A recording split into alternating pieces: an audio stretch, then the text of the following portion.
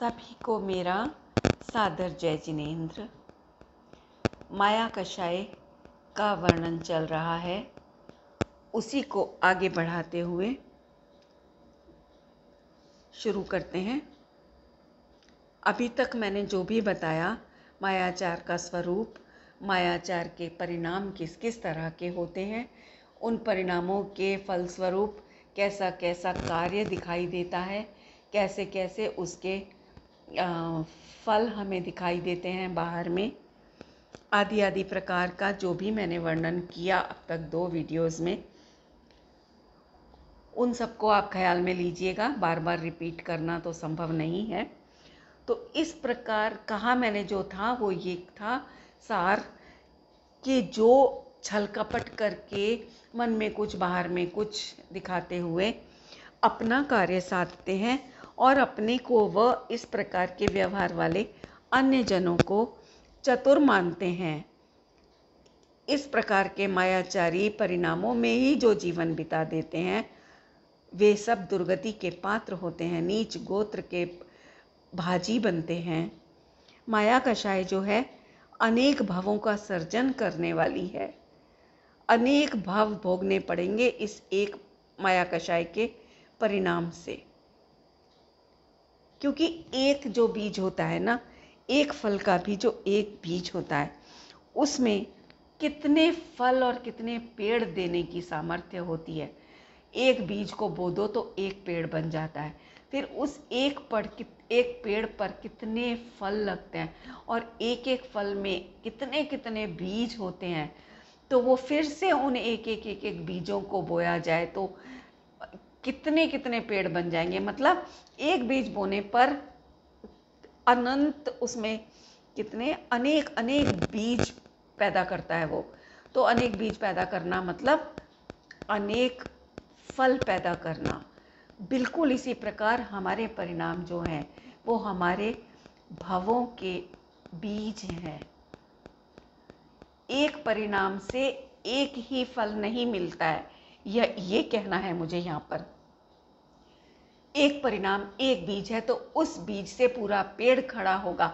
इसीलिए अगर यहीं पर हम इन काषायिक परिणामों से विरक्त होकर अगर हम एक आत्म परिणाम कर लेते हैं तो उस एक आत्म परिणाम में भी पूरा केवल ज्ञान का वृक्ष बनने की सामर्थ्य है। वो भी अनंत सुख, अनंत आनंद को देने वाला परिणाम है, बीज है। तो ये हमारे हाथ में है कि हम किसे चयन करते हैं, हम कौन सा बीज अपनी इस चैतन्य भूमि में बोना चाहते हैं। कषायों के तो बोते ही आ रहे हैं आज तक। अब इनसे विराम लेने का समय आ गया है बंधुओं। इसलिए इनका स्वरूप समझकर तुरंत इनसे वापस मुड़ना ही उचित होगा। तुरंत बोला मैंने, तुरंत, बिना कुछ देर लगाए, इसी समय, इसी क्षण। इसके लिए पक्षपात किए बिना आत्मनिरीक्षण करना आवश्यक है कि मुझे कब किस तरह से मायाचारी के परिणाम होते हैं। माया से हम दुनिया को तो ठग सकते हैं साथियों, किंतु अपनी मायामयी वृत्ति से अपने आप को भी ठग रहे हैं हम। हमारी मायामयी जो हमारा परिणाम है वो हमसे अनजान नहीं रह पाता। भले ही सामने वाला ना समझ पाए कि हम उसके साथ मायाचारी कर रहे हैं, उसको ठग रहे हैं, झूठ बोल रहे हैं उसके सामने, लेकिन हम अंदर से अच्छी तरह जानते हैं कि हम क्या कर रहे हैं। हमें पता होता है कि हमारा व्यवहार दिखावटी है, अंदर से हमारे कुछ और है। घर में कोई अनचाहा मेहमान आ जाए तो उसका स्वागत तो हम करेंगे, लेकिन अंदर से हर पल यही कामना करेंगे कब जाएगा, जल्दी जाए उठ करके। और बाहर से कहेंगे अरे बैठिए ना भाई साहब, आप ही का घर है, थोड़ी सी देर तो और बैठिए। करते हैं ना हम सब ऐसे परिणाम। तो ये जो हमारे परिणाम है, सामने वाला नहीं समझ पा रहा है, वो तो हमारी भाषा देख रहा है कि हम कितने वात्सल्य से उसे पकड़ पकड़ कर बैठा रहे हैं, लेकिन अंदर जो चल रहा है वो हमसे तो छिपा नहीं है ना। तो इस प्रकार जब हमारे परिणाम हमसे छिपे नहीं है ना बंधुओं, तो कितने आसान है हमें समझने में आने के लिए और उन्हें दूर करने के लिए भी फिर कितने आसान हो गए ना, ये मैं कहना चाह रही हूँ। ऐसे जो व्यक्ति होते हैं ना, वो अंदर से अपने परिणामों की पोल खुल जाने के डर से डरे हुए रहते हैं हर समय। और ये भी हो सकता है कि शुरुआत में अपने ये मायामयी परिणाम जो हैं पकड़ में ना आए हमें, लेकिन हमारे वर्तमान जो उपयोग में, ज्ञान में इतनी सामर्थ्य तो अवश्य है कि वो अपने स्थूल कपटी परिणामों को पकड़ सके। अब बस ईमानदारी से पकड़ना चाहने की भावना रखिए, तो आपका ज्ञान इतना समर्थ है, इतना समर्थ है कि अरे जो 3 लोक 3 काल के सभी द्रव्यों के सभी एक एक समय की सब पर्यायों को जान ले, इतना सामर्थ्यवान जो ज्ञान है हमारा, वो क्या अपने इस छोटे से दोष को नहीं जानेगा? बिल्कुल जानेगा। बस हमें ईमानदारी चाहिए अपने परिणामों के प्रति, और धीरे धीरे अभ्यास करेंगे ना तो सूक्ष्म परिणाम भी पकड़ में आने लगेंगे। प्रायः पता है क्या होता है, धर्मी जीव को ठगना बहुत सरल होता है, क्योंकि पता है वो बहुत सरल चित्त होता है। लेकिन आपको ये भी पता है कि उसे ठगना बहुत बड़ी दुष्फल देने वाली माया कषाय है। वो तो सरल है, वो तो आपकी जैसा बोलोगे वैसा विश्वास कर लेगा, वो नहीं समझ पाएगा कि आप झूठ बोल रहे हो, क्योंकि वो खुद सरल है और जो जैसा होता है ना उसे सब वैसा ही दिखाई देता है। कहते हैं ना, आँख के अंधे को सब हरा हरा ही दिखाई देता है। तो ये वही बात है कि वो बेचारा तो इन कपटमयी परिणामों से अंधा है, उसे नहीं मालूम, वो सरलता से भरा हुआ है चित्त उसका, तो उसको हर तरफ सरलता ही सरलता दिखाई देती है। वो समझ ही नहीं पाता बेचारा कि सामने बोलने वाला मन में कुछ और भी अभिप्राय रख सकता है। लेकिन आप उसको ठग करके प्रसन्न हो जाओगे कि देखो मैंने तो उसको बेवकूफ़ बना दिया, लेकिन आप ये भूल जाते हो ऐसा करते समय कि ये आपका परिणाम आपके लिए कितना घातक परिणाम है, आपको कितनी बड़ी दुर्गतियों में डालने वाला है, आगे आगे चलकर आपको कितना रुलाने वाला है ये परिणाम आपका। आप नहीं समझ पाते हो बंधुओं। क्यों? बेचारा सामने वाला सरल व्यक्ति तो आपके कपट को भी सच मानकर विश्वास कर बैठता है। इस प्रकार वो नहीं ठगाया जाता है, समझ रहे हो ना? उसने तो आपके झूठ को, आपके कपट को सच मान करके स्वीकार किया है, तो वो नहीं ठगाया गया। ठगाए गए तो हम स्वयं हैं, क्योंकि हम ही अपना झूठ जानते हैं, वो नहीं जानता। हमारा कपट प्रकट हो जाने पर फिर हम क्या करते हैं, अनेक प्रकार के झूठ का सहारा फिर से लेते हैं। इस प्रकार एक पाप को छुपाने के लिए और पाप बांधते चले जाते हैं। मायाचारी व्यक्ति के शब्दों के हमेशा 2 अर्थ निकलते हैं, इसलिए उसके वचन अविश्वसनीय हैं। वो स्पष्ट वक्ता नहीं होता, अधूरी बात करता है या फिर नमक मिर्च लगा करके बोलता है। झूठ पकड़ा जाने पर क्रोध करता है, अन्याय अनीति करता हुआ भी अपने आप को ईमानदार जताता है। व्यक्ति के सामने कुछ और तथा पीछे कुछ और बोलता दिखाई देता है। अपने को सच्चा और दूसरों को झूठा दिखाता है। असली घी कहकर चर्बी युक्त घी बेचता है। सोचो, क्या माया कषाय के बिना ये सब संभव है? आजकल क्या ये सब्जियों पर तरह तरह के केमिकल चढ़ा देते हैं। और अभी तो आज मुझे एक वीडियो और देखने को मिला कि सूखी हुई पत्ते की सब्जियां कोई एक केमिकल ऐसा बना दिया है जिसमें सिर्फ 1 सेकंड के लिए उसको डालो, पत्तों को निकालो, झाड़ो और वो एकदम खिल जाते हैं जैसे अभी अभी पेड़ से निकल कर आए हों। सोचिए, क्या ये सब क्या है? और बेचते समय बताते हैं ताजी हैं, अभी अभी खेत से निकल कर आई हैं ये सब्जियां, आप खा के तो देखो, इनका स्वाद कैसा बढ़िया लगेगा आपको। इस तरह की बातें झूठ बोल करके बेचते हैं। सोचो कितनी बड़ी मायाचारी हम कर रहे हैं, जहर पिला रहे हैं लोगों को झूठ बोल बोल कर, हंस हंस कर, सिर्फ 4 पैसे कमाने की खातिर, जबकि पैसा आ रहा है अपने पूर्व के पुण्य के उदय से। लेकिन इस रहस्य को नहीं जानते ना, इसीलिए ये सारा अनर्गल आचरण हो रहा है। और तो और देखो, आजकल के जो साधु वेशधारी लोग हैं ना, वे सभी मायाचारी हैं। बाहर से साधु और अंदर से व्यभिचारी कदम कदम पर दिखाई देता है आजकल। उनकी कथनी करनी में कभी समानता ही नहीं होती। उनका मस्तिष्क नाना प्रकार के संकल्प विकल्पों से व्यथित रहता है, एक पल भी शांत नहीं रह पाता। दूसरे के सच्चे ज्ञान को छुपाकर अपने झूठे ज्ञान को प्रसिद्ध करके ज्ञानावरणी जैसे घातिया कर्मों का बंद करता है ये जीव। सोचो कितना भारी ज्ञानावरणी कर्म घातिया कर्म है, और उसका भारी कर्म हम बांध रहे हैं जो हमें सीधे निगोद में ले जाकर के पटकने वाला है। तीव्र ज्ञानावरणी कर्म का जिन्हें बंद होता है ना, वो जीव निगोदिया में जाते हैं, क्योंकि निगोद दशा में अक्षर के अनंतवें भाग जितना ज्ञान सिर्फ उगाड़ प्रकट है, वहाँ सबसे अधिक ज्ञानावरणी कर्म का उदय है। ऐसी गति में चला जाता है जीव, अपने ही परिणाम उसे वहाँ पटकते हैं और दोष देते हैं हम दूसरे को कि उसने ऐसा किया, उसके कारण मुझे क्रोध आया, उसके कारण मुझे ये माया कषाय करनी पड़ी। इस प्रकार दूसरों को दोष देते फिरते हैं, लेकिन देते रहो, उससे क्या होता है? परिणाम तो हमारे स्वतंत्र चल रहे हैं, अंदर ही अंदर पूरी रिकॉर्डिंग चल रही है, हमें भले ही ना समझ में आए, वो तो अपना कार्य कर ही रही है। सत्ता में पड़े हुए पुण्य कर्मों को भी पाप में बदल देता है। मायाचारी का जीवन कब्र जैसा होता है। कब्र होती है ना, ऊपर से तो उसमें पुष्प चढ़े होते हैं, अंदर से मुर्दा होता है, दुर्गंधित मुर्दा, सड़ा हुआ। ऐसा ही मायाचारी का जीवन होता है, कब्र की तरह, ऊपर से मधुर व्यवहार और अंदर से उसके छल कपट भरा हुआ। सोचो, झूठ, चोरी, अहंकार, इन सब से भरा हुआ चित्त उसका होता है, इसलिए उसको मैं कब्र जैसा कह रही हूँ। वास्तव में तो माया कषाय से हम औरों को नहीं, खुद को ही ठगते हैं ना। हर प्रकार की कषाय का मुख जो है खुलता तो बाहर की तरफ दिखाई देता है, लेकिन वो जलाती हमें ही है। हर कषाय दिखती बाहर है, लेकिन उसकी जो जलन, उसकी जो माचिस की तीली की तरह से वो अंदर ही होती है।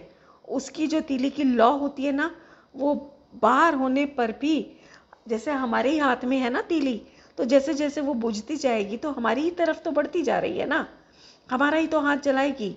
उसी प्रकार यहाँ भले ही बाहर दिखने वाली माया कषाय है, लेकिन उसका जो धागा बंधा है वो हमारे साथ बंधा है, इसलिए वो हमें ही जलाती रहती है, निरंतर हम ही जलते रहते हैं उससे। और यदि अपना हाथ जलने से आपको बचाना है तो जलती तीली को तुरंत छोड़ देना ही उचित होगा। यह जानकर न केवल माया कषाय बल्कि सभी प्रकार की कषायों को भी तुरंत छोड़ देना चाहिए। यदि माया से होने वाले दोषों से बचना है साथियों, तो स्वयं तो माया करना ही नहीं, अन्य मायावी जीवों का भी संग नहीं करें। हो सके तो उन्हें भी समझाने का प्रयास करें, और अगर कोई समझता ना दिखे तो उनका संग छोड़ देना चाहिए, तुरंत छोड़ देना चाहिए। आज के समय में गलत किए बिना आराम से जी नहीं सकते। ऐसे जो कमज़ोर विचारों को मन मस्तिष्क में स्थान देते हैं, उनके साथ कभी नहीं रहना चाहिए, और हमें भी अपने दिमाग में इस तरह के विचारों को स्थान नहीं देना चाहिए बंधुओं।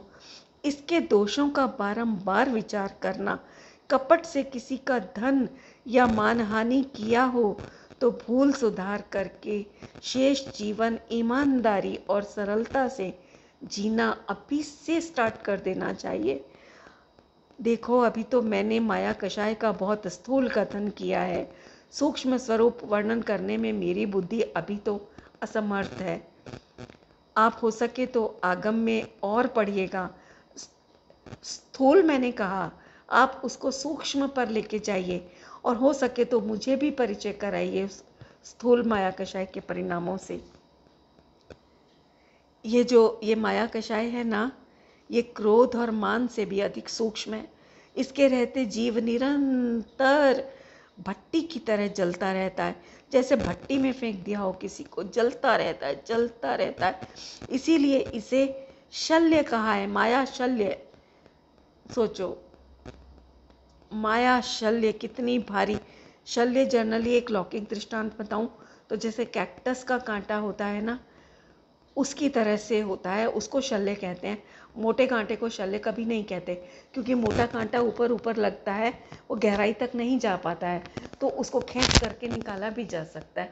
आसान होता है उसका निकलना, और उसके निकालने पर खून भी आ जाता है। तो खून आने से समझ में भी आ जाता है कि हाँ चोट लगी है, तो उसका उपचार भी संभव हो जाता है। लेकिन जो कैक्टस का कांटा होता है वो इतना बारीक होता है कि वो बारीक होने के कारण गहराई तक अंदर तक घुस जाता है स्किन के, और उसको निकालना बड़ा कठिन है क्योंकि वो दिखाई नहीं देता है।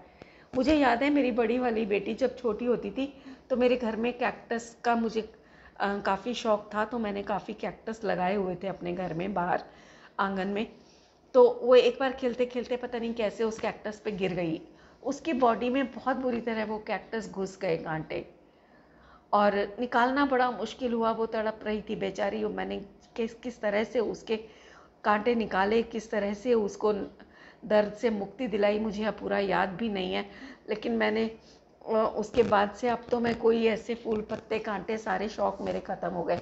मैं कुछ नहीं लगाती हूँ, कुछ भी इस तरह की सजावट नहीं करती हूँ, गार्डन नहीं बनाया हुआ मैंने अपने घर में फूलों वाला। सिर्फ औषधि वाले जो थोड़े बहुत प्लांट्स हैं वो लगा रखे हैं, उसके अलावा कुछ नहीं लगा रखा है। तो ये मैं मतलब मुझे दृष्टांत याद आया, इसलिए मैंने आपको बताया कि जो वो कैक्टस का कांटा होता है ना, तो वो दिखाई देता है, दिखता नहीं है तो निकल भी नहीं पाता है, और उसकी जो जलन है ना वो अंदर ही अंदर सालती रहती है, और उससे ब्लीड नहीं करता है। सबसे बड़ी बात है कि कैक्टस के चुभे हुए कांटे से ब्लड नहीं आता, तो ब्लड नहीं आने से वो पता ही नहीं चल पाता है कि वहाँ पर कुछ उसको दर्द भी होगा किसी व्यक्ति को। जैसे मैंने अभी कहा ना, मोटे कांटे से तो ब्लीड हो जाता है, तो ब्लीडिंग वाला स्थान साफ दिखाई देता है, तो उसकी तकलीफ भी तुरंत समझ आ जाती है। लेकिन कैक्टस वाले की तो तकलीफ भी समझ में नहीं आती है, इसीलिए इसको शल्य कहा, इस माया कषाय को माया शल्य। निदान शल्य, मिथ्यात्व शल्य और माया शल्य, 3 शल्य बताए ना उनमें से। इसीलिए, और कषायों को शल्य में नहीं डाला, सिर्फ माया को डाला। इतनी गंदी ये कषाय है। देखो जो द्रव्य शल्य होता है ना, कांटा, वो निकालना बहुत आसान होता है, लेकिन ये जो भाव शल्य है ना हमारे अंदर में, ये हमें ही सजग होकर के निकालना पड़ता है। इसको निकालने में कोई और समर्थ नहीं है, हम ही प्रयास करेंगे तो ही ये निकलेगा। द्रव्य शल्य तो वेदनीय कर्म का फल है बंधुओं, जबकि भाव शल्य मोहनी कर्म का फल है।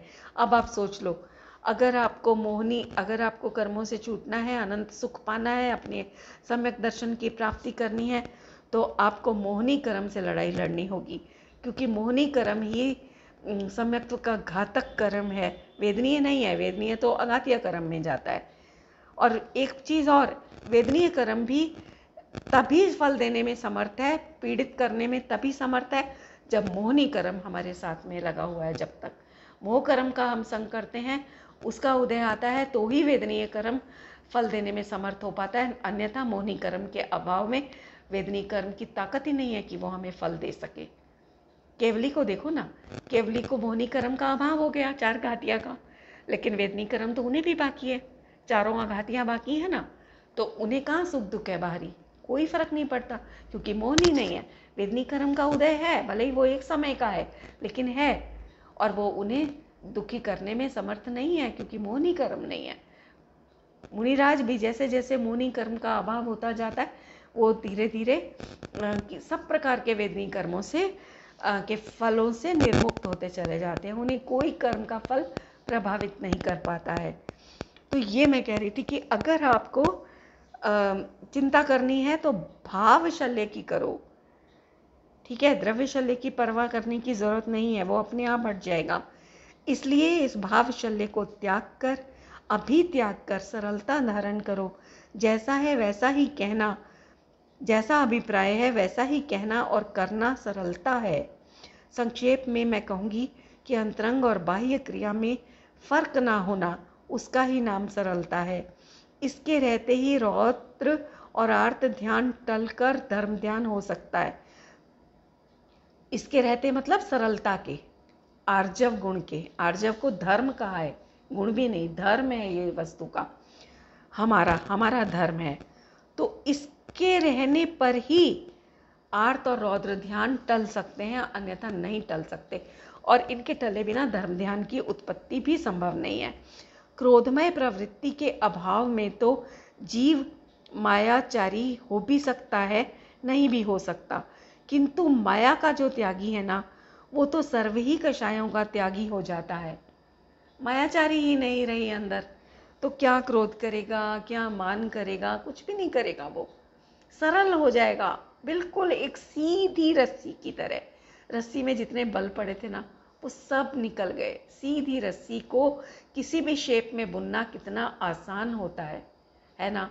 तो ऐसी सरलता अपने परिणामों में जब प्रकट होती है, तभी वो जीव अपने को केवल ज्ञान की सिद्धत्व की ओर दिशा देने में समर्थ हो पाता है। उसके सारे मार्ग सीधे होकर के खुल जाते हैं। सरलता के ऐसे गुणों को जान करके हे मम प्रियात्मन, सर्व उपाय करके भी किसी भी प्रकार इस जगत के लिए मृत प्राय होकर के भी इस नीच माया कषाय का त्याग करो और मोक्ष के अधिकारी बनो। जय जिनेंद्र।